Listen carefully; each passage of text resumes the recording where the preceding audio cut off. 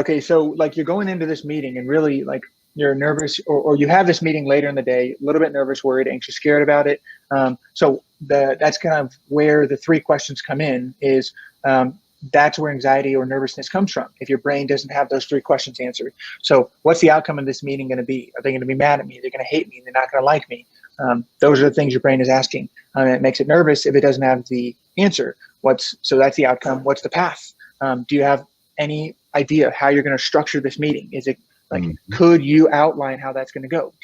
Have you done this in the past? Have you ever had a conversation like this in the past? Like, is there a way that you can kind of outline what the path looks like? And then duration, like how long is this going to last for? A meeting usually has a time frame on it, but if not, like put one on it. And so those three things kind of funnel back into the five things your brain does. So senses, perceptions, feelings, thoughts, and actions. So if you're thinking about those questions and you can hone into, I just don't know what the outcome is going to be for this meeting. That's why I'm worried.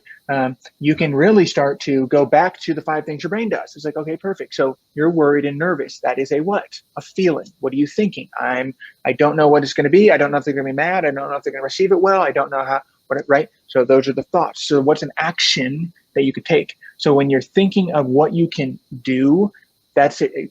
Doing is the exact thing that you should have on your mind. So the action that you could take. So if you were to write down, here is what my ideal outcome for this meeting would be. This is how I want it to go. Now you have an outline in your mind and you have what? You've taken an action to answer the outcome question, right? So what does that do? Well, oh my God, now that I've written this down, I feel much more confident about this. I have a direction. I know what I'm doing. So then you're what? I'm thinking, those are the things you're thinking. You feel more confident, but then you're thinking, I know where this is going. I have an outline for this. I can explain this to the person I'm meeting with. And so your thoughts change.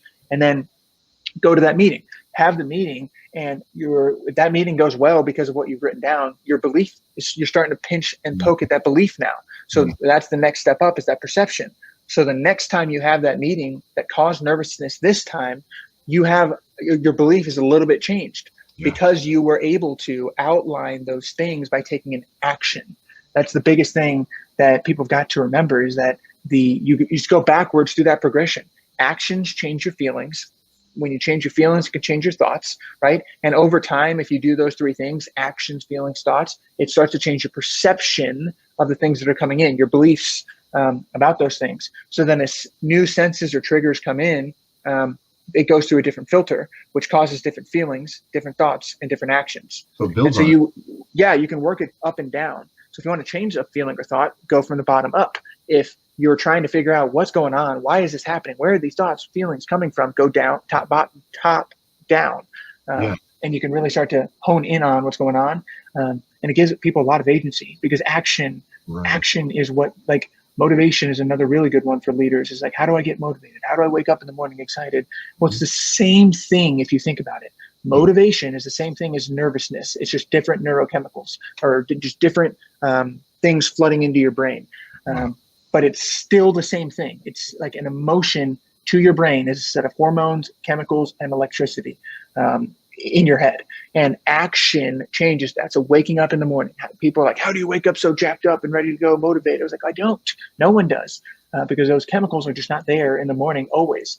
And so that is a huge, being able to understand that taking an action, so getting out of bed, putting your feet on the ground, action creates motivation is something I say every single day I wake up. Action creates motivation. Action creates motivation.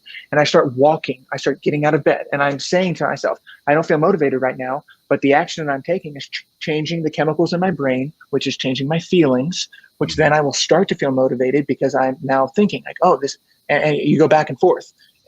Action creates motivation. Action creates motivation. I am saying that. Those are my thoughts. Those thoughts are changing the feelings, or the chemicals being released, and the physical movement of my body through space also changes the chemicals that are flooding my brain. So now I'm hitting it from action and feelings, and thoughts. So my feelings change. So I feel motivated through action and changed thoughts.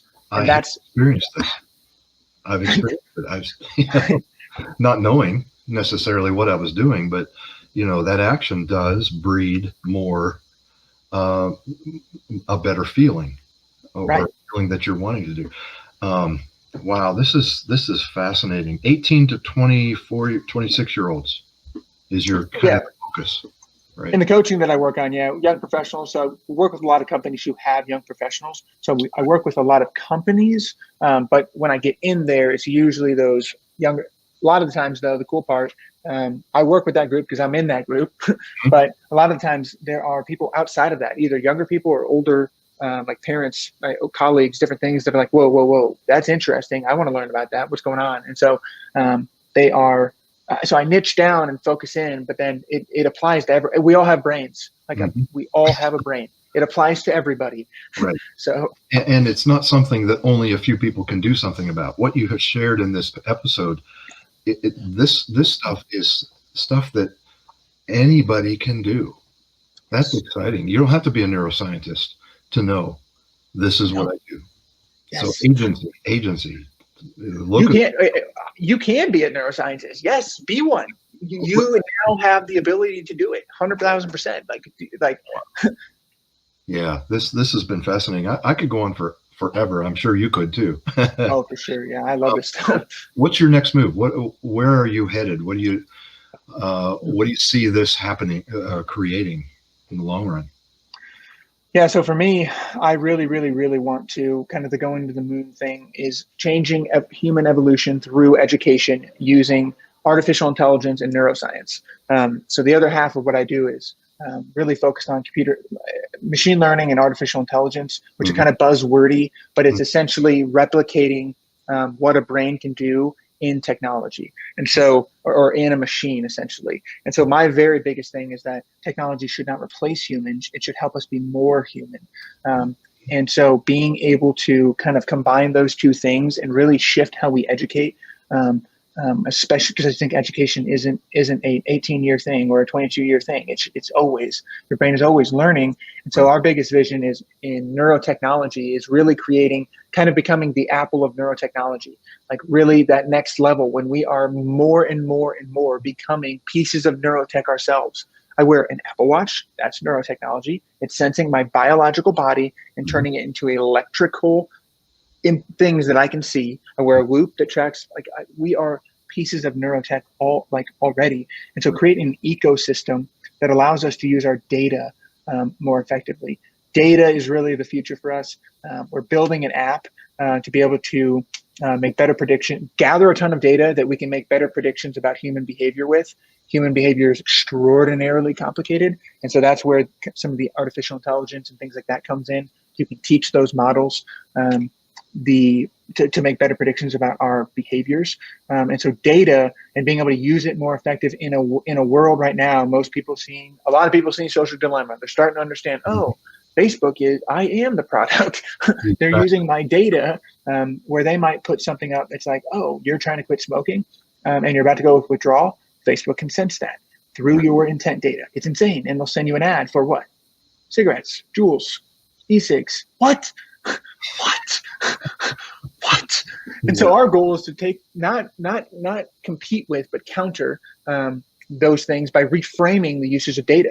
So instead of sending an ad like that, not even using it for ads, period, but sending a behavioral intervention. Hey, here's a breathing thing that you could try. Here's a group that you could talk to. You want to call a coach, or being able to use data because we want to be on people with Whoop or things that can track you. Hey, your heart rate just went up and you didn't sleep very well last night. We know that you're trying to quit eating as much sugar. Your brain's gonna have a really hard time saying no to that because you're sleep deprived and your heart rate is up today. Let's pattern interrupt this before, and all of that data is subconscious to you, but it can become conscious more effectively with technology. So that is what very much our vision is for creating that ecosystem of hardware and software to help people with neurotechnology. So if you're watching this, if you're listening to this, and you want to follow along and follow Cody like I'm going to, I've got his LinkedIn link right now, linkedin.com/in/Cody Isabel. Yep.